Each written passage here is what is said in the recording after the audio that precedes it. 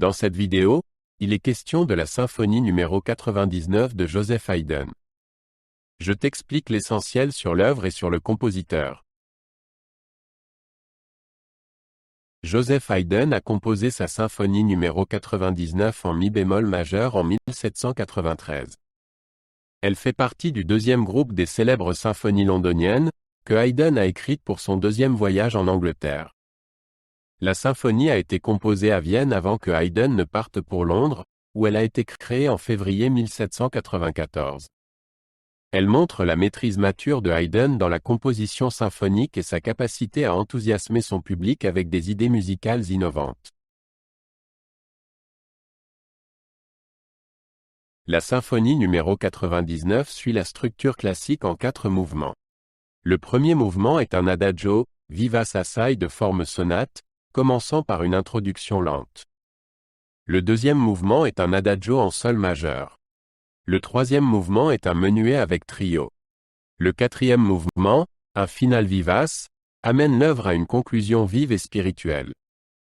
Chaque mouvement a son propre caractère, mais ensemble, ils forment une unité musicale cohérente. Le premier mouvement commence par une introduction lente, caractéristique des symphonies tardives de Haydn. Cette introduction crée une atmosphère d'attente et de tension avant de se transformer en un vivace assai animé. Haydn utilise ici habilement des moyens harmoniques et rythmiques pour éveiller l'intérêt de l'auditeur et le préparer à la partie principale du mouvement. Dans la symphonie numéro 99, Haydn démontre sa maîtrise de l'orchestration. Il utilise un orchestre important pour l'époque, y compris des clarinettes, qui apparaissent ici pour la première fois dans l'une de ses symphonies.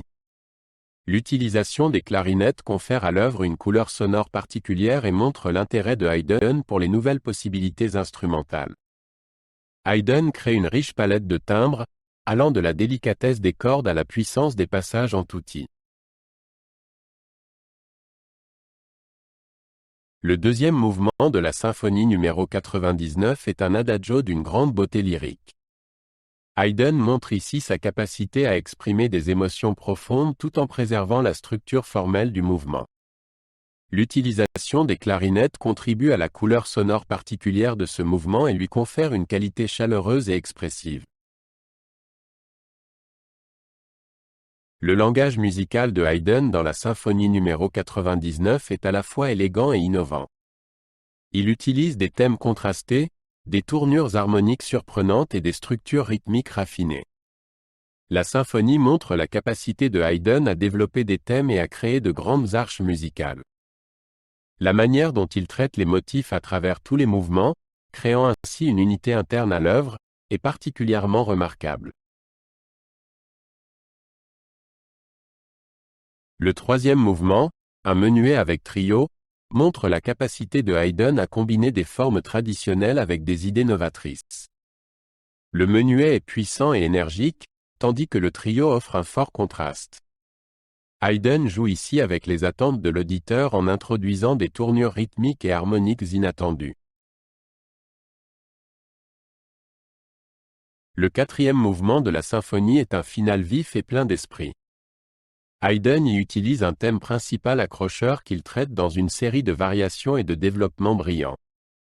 Le mouvement montre la capacité de Haydn à gérer des structures musicales complexes avec une apparente facilité. Il se termine dans un climat de joie et d'énergie débordante. La symphonie numéro 99 a été composée pour un public londonien exigeant. Haydn a tenu compte du goût anglais en utilisant une orchestration brillante, des mélodies accrocheuses et des effets dramatiques. L'introduction des clarinettes et le traitement innovant de l'orchestre s'adressaient particulièrement au public anglais, qui appréciait l'originalité de Haydn et sa capacité à se renouveler musicalement.